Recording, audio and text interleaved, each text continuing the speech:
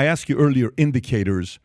Would you be able to give a couple indicators to say, here could be some indicators of like, hey, this kid's extremely curious. That's one of 7 indicators of success. Yes. What are some things you would say? Okay, so what I would say, to get mathematical on you, why don't we think of each of these features of a person as dimensions of a hypercube? Okay. Oh, you pulling out your notes here? Yeah, I'm taking notes. We're both going to write down what a hypercube is. Okay, so all right, so we can start. What is the measure of a line? Well, it's just its length, and there's no other metric. Sure. Most measures we have of people are just this one-dimensional thing. Are you higher on that or are you lower on that? Okay. Any exam is a one-dimensional measure of people who take the exam. Let's add another coordinate. So that's an x-axis. Let's add a y-axis. And now the measure of 2 lines is a square. There's no such thing as the length of 2 perpendicular lines.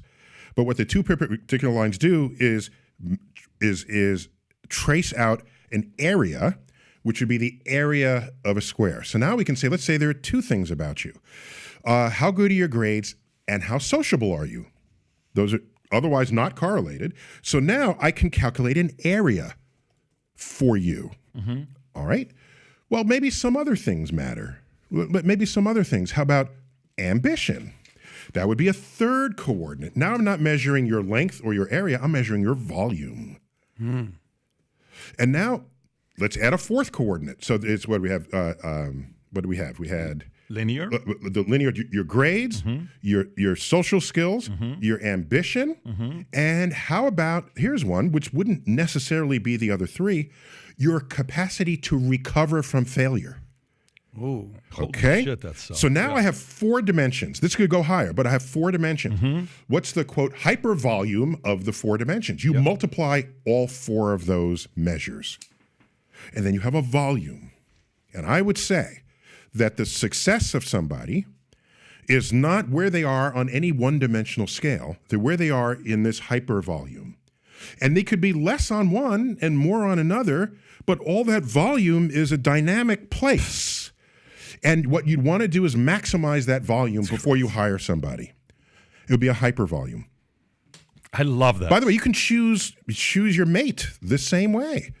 Are they good looking? Does it matter? Okay. But if you only choose them only because they're good looking, and then one day they get older and less good looking, does that mean you're going to love them less? Yes, it will mean that if that's the only reason why you got together. Which happens many times. Which happens many times. Okay. Do you want them also for their money? It sounds shallow, but that's not any more shallow than liking someone for their beauty. It's just another thing. So might they one day lose their money? That's possible, unless it's deep family money. But okay.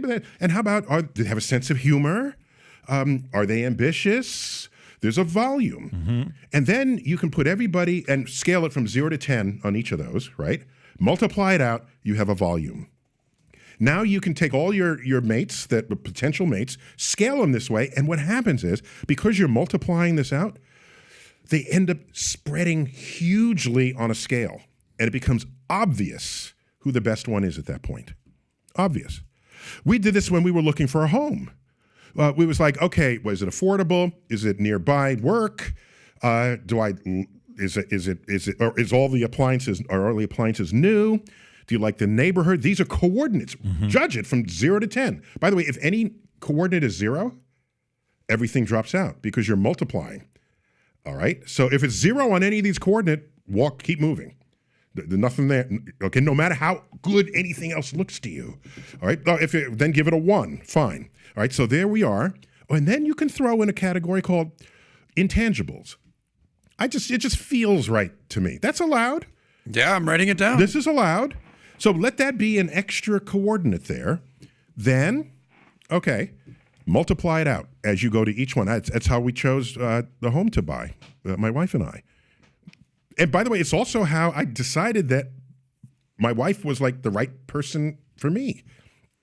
I looked at all the coordinates of what I valued in a mate. Yeah. And we've been married 34 years. Can I ask you specifically about your wife? How did you judge her? You're saying obviously first was like, okay, beauty, but like are these I'm literally taking notes here. Neil deGrasse Tyson. No, you shouldn't Go use ahead. my. Don't use my. But category. I want to know from your category though. My category. Am I attracted to her? Yes. You can add things like sex and Okay. this sort of thing, or are they fun to be with? You can add all of this. Yes. Together. Go on. Are they? For me, I valued. Is she smart and clever? I like that. So hot and smart. Done. What else? What?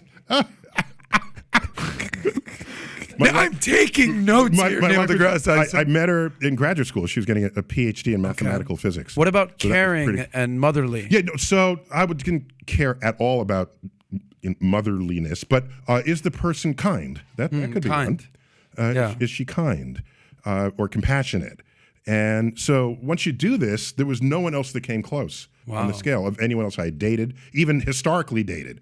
Because you might regret, I should have, could have, did it, but I didn't. No, you put it in So it. looking back at So this, for me, it's a mathematical exercise. so 35 years later. 34 years. 34 years. Sorry, I try to give you the plus one, like Pat tried to give you the one plus Actually, one to at be the clear, pregraduate. you dated from when I proposed to her and when she said yes, Okay. because then that's when the decision mattered, and that was probably 36 years. Your hypothesis 34 years ago versus the actuality.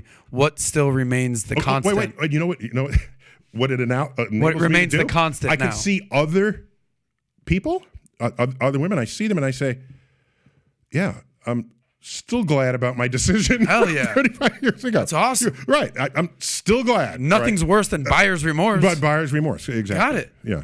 How you feeling? This Only turned you into would so- ask a question like that. Well, I think it's so I think where we started was Yeah. like what all these qualifications of a good student. Yeah. But even it's applying to buying a home, picking a mate. There's all these qualities. Any decision you need to make that's multivariate, and you have to make sure that each coordinate is completely independent of the other coordinate. And what I mean by that is, if you're trying to choose your mate, you can't have as two separate categories.